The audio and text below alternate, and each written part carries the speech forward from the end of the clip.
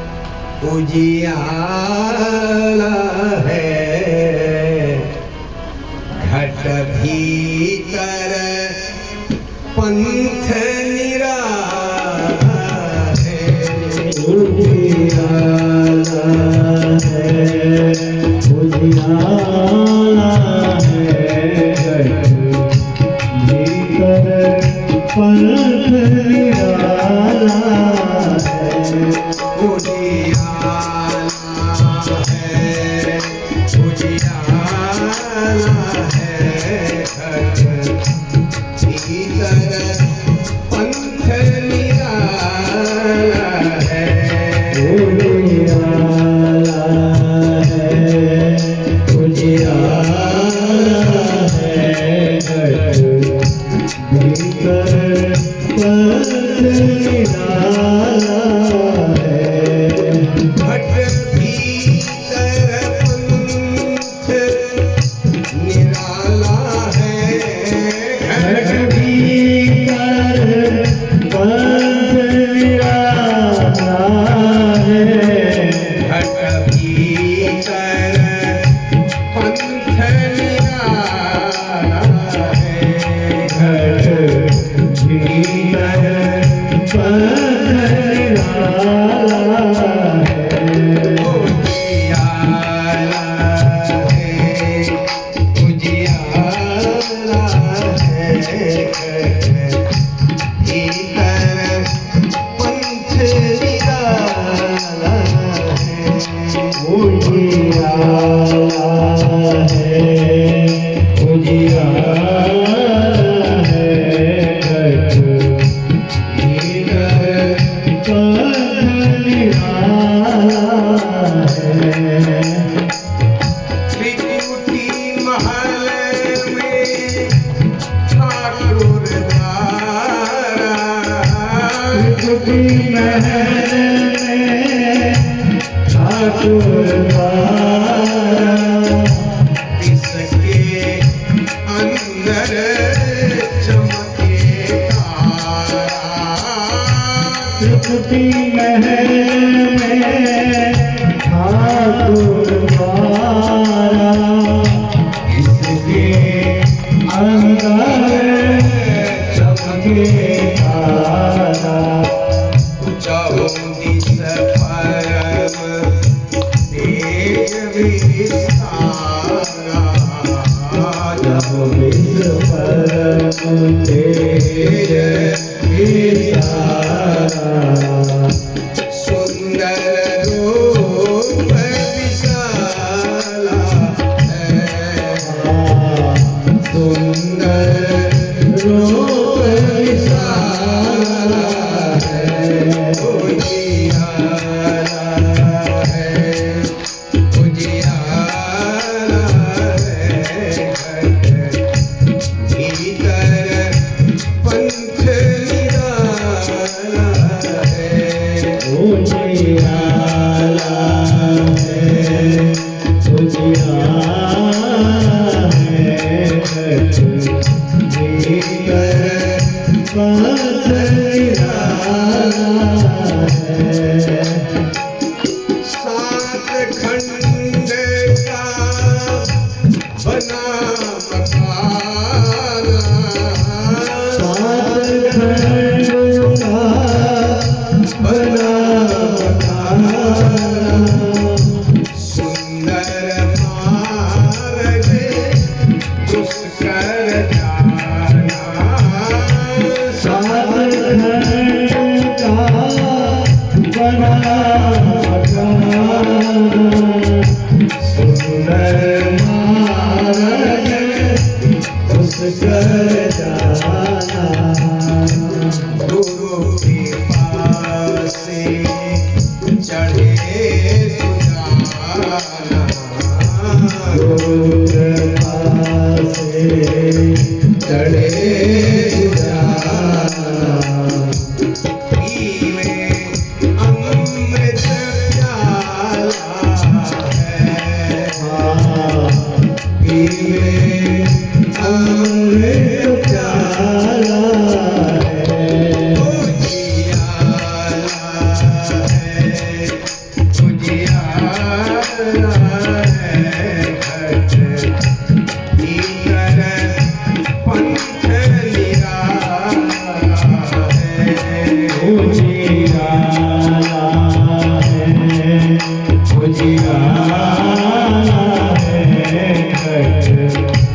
भीतर पंथ निराला है। भीतर पंथ निराला है। भीतर पंथ निराला है। देखिए कितनी बढ़िया बात है। वह कह रहे हैं ये हमारा जो शरीर है ना ये खड़ा है, बाहर तो हमको सब दिखता है, हम समझते हैं उजाला बाहर ही है, अंदर ज्यादा उजाला है। अंदर का अगर उजाला न होता तो काम कैसे होते अंदर के? सोचो सारे काम तो उजाले में होते हैं ना। तो तब बता रहे हैं घट भीतर पंथ निराला है। ये शरीर एक खड़ा है और इसके अंदर का रास्ता बड़ा निराला है। फिर कहते हैं त्रिकुटी महल में ठाकुर द्वारा, त्रिकुटी में ठाकुर द्वारा है, मंदिर है। त्रिकुटी कहाँ पर? जहाँ पर आप टीका चंदन लगाते हैं तो वहां पर अंदर क्या है? मंदिर है। और वहां पर क्या चमकता है? तारा। भगवान की तीसरी आंख है नहीं, शिव जी की तीसरा नेत्र, तो वो यहीं पर है। हमारा भी है, हमारा खुला नहीं है, यही अंतर है बस। हमारा थोड़ा सा बंद है, हमारा खुल जाए तो हम भी शिव जी बन जाए। तो शिव जी की पास ही खुलती है आंख हमारी, ज्ञान जिसको जाता है उसकी आंख में तीसरी। तो यहाँ पर तारा चमकता है और उसमें इतना प्रकाश है, बड़ा सुंदर लगता है अंदर। फिर कहते हैं 7 खंड का बना मकाना। ये शरीर 7 खंड का बना हुआ है, 7 मंजिल का है। पहली मंजिल में है पांव, दूसरी मंजिल में घुटने, तीसरी मंजिल में जंघा, चौथी मंजिल में उदर, पांचवी मंजिल में छाती, छठी मंजिल में है छाती से गर्दन तक का हिस्सा, गर्दन से ऊपर है 7वां मंजिल। और 7वें मंजिल में ही सारा कुछ है। आपने ख्याल किया होगा ब्राह्मणों की पूजा करते हैं। अरे पंडित जी आएंगे पूजा करो, अब ब्राह्मणों की क्यों करते हैं पूजा? अरे ये गर्दन से ऊपर वाला ब्राह्मण होता है। सब यही लगाते हैं, लगा टीका यहाँ लगाते नहीं लगाते, नहीं तो टीका को लोग सुखाते जाओ इधर कर तो अपनी पीठ तेरी पोत देते हैं, लाल कर देते हैं पीठ को। यही क्यों लगाना है? अरे यहाँ पर ठाकुर द्वारा है, ये गर्दन से ऊपर ब्राह्मण है, ब्रह्म है, सुनने वाला, देखने वाला, बोलने वाला, समझने वाला, सब यही तो है। हमारे शरीर में गर्दन से ऊपर ब्राह्मण है, ये भुजा क्षत्रिय है, छाती का इलाका हाथ, आँखा नीचे जांग तक का इलाका वैश्य है, और पांव तक का इलाका शूद्र है। ये सबका अपना अपना काम है, ये सबके शरीर में होते हैं। तो सज्जनों 7 खंड का बना मकाना, सुंदर मार्ग दुष्कर जाना। अंदर का रास्ता बड़ा सुंदर है, लेकिन अज्ञान से हम उसको कठिन समझते हैं, बार बार ही बोल कर। और गुरु कृपा से चढ़े सुजाना, गुरु की कृपा हो जाती है तो आदमी चढ़ जाता है उस मार्ग में और मुक्त हो जाता है। परीक्षित की यही कहानी है, चढ़ गए और मुक्त हो गए। देवी भागवत में अगर परीक्षित ये भी तो कर सकते थे, अगर वो डरे होते तो खिड़की से फेंक देते उस कीड़े को, फेंको। नहीं, मैं श्राप को अंगीकार करता हूं, लगाया गर्दन में। परीक्षित महा ऋषि है, राज ऋषि है, तो उनकी कथा जैसे सुनने लायक है। 7 दिन में भागवत सुन करके वो मुक्त हो गए। परीक्षित ही नहीं, आपने शुरू में सुना होगा धुंधुकारी मुक्त हो गया था, प्रेत योनि वाला। तो इसके बाद में जन्मेजय ने अपने पिता की प्रशंसा के लिए देवी भागवत किया। उसमें नारद जी ने बताया था तुम्हारे पिताजी पहले वैकुंठ लोक में थे, अब तो वो देवी का रूप धारण करके भगवत जी के मणिद्वीप में चले गए, देवी लोक में चले गए। बेटे को बड़ी खुशी हुई। तो सज्जनों श्रीमद् भागवत में लिखा है, जो लोग जिस भावना से इसे सुनते हैं उसकी वो सब मनोकामनाएं पूर्ण होती हैं। चलिए अंतिम श्लोक है भगवान के नाम का, इसको सब लोग कहेंगे। नाम संकीर्तनम यस्य, बोलिए नाम संकीर्तनम यस्य सर्व पाप प्रणाशनम, सर्व पाप प्रणाशनम, सर्व पाप प्रणाशनम, सर्व पाप प्रणाशनम। प्रणाम प्रणामो दुख समन, प्रणामो दुख समना, प्रणामो दुख समन, प्रणामो दुख समना, तम नमामि हरिं परम, तम नमामि हरिं परम, तम नमामि हरिं परम। तम नमामि हरिं इसका परम। मतलब है नाम संकीर्तनम यस्य, जिस भगवान के नाम का कीर्तन करने से सर्व पाप प्रणाशनम, सारे पाप नष्ट हो जाते हैं। न प्रणामो दुख समनः, हम ऐसे दुख को नाश करने वाले, दुखों का समन करने वाले हरिम तम हरिम परम, वो परब्रह्म परमेश्वर श्री हरि को प्रणाम करते हैं। त्वदीयं वस्तु गोविंदा तुभ्यमेव समर्पये, तेन त्वदंग्रि कमले रतिं मे च शाश्वती। ये श्री राग को सुनने से दरिद्रो लभते धनम, जो गरीब है वह धनवान हो जाता है। पुत्रार्थी लभते पुत्रम, जिसको पुत्र की इच्छा हो पुत्र प्राप्त होता है, पुत्री की इच्छा पुत्री प्राप्त होती है। और रोगी रोगात्मुचित, जो रोगी है वो रोग से मुक्त हो जाता है। बद्धो मुच्चेद बंधना, जो बंधन में पड़ा हुआ है, कारागार में है, जेल में, वो भी मुक्त हो जाता है। डरा हुआ आदमी निर्भय हो जाता है, जैसे परीक्षित डरे हुए थे। तो जो जिस जिस कामना से इसको सुनते हैं उनकी सभी मनोकामनाएं पूर्ण हो जाती हैं। बंध्यावा काक बंध्यावा मतवत्सात यांगना,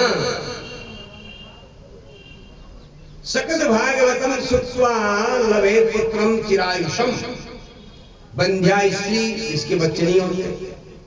दूसरी बंध्या कहते हैं काक बंध्या, एक बार बच्चे होते फिर नहीं होते। या मत बत्सा, इसी बंध्या कहा जाता है, जिसके बच्चे होते हैं लेकिन होके मर जाते हैं।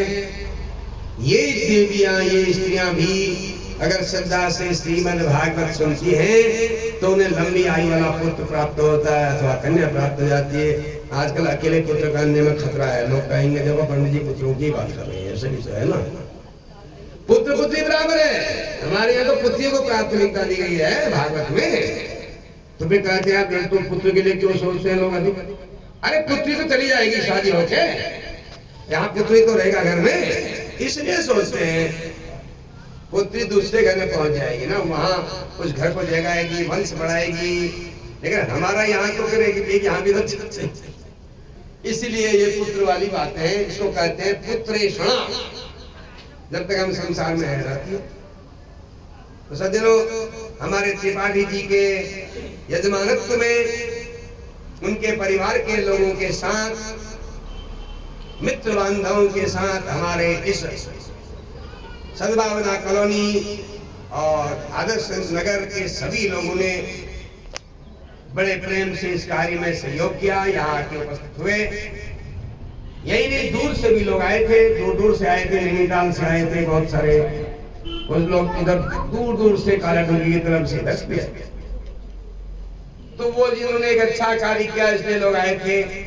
जब अच्छा कार्य कोई करता है तो जरूर लोग उसके पास मिलने आते हैं और उस स्थान को पवित्र कर देते हैं। हमारे जो जनता है ना, वो जनार्दन का रूप है, भगवान का ही रूप है।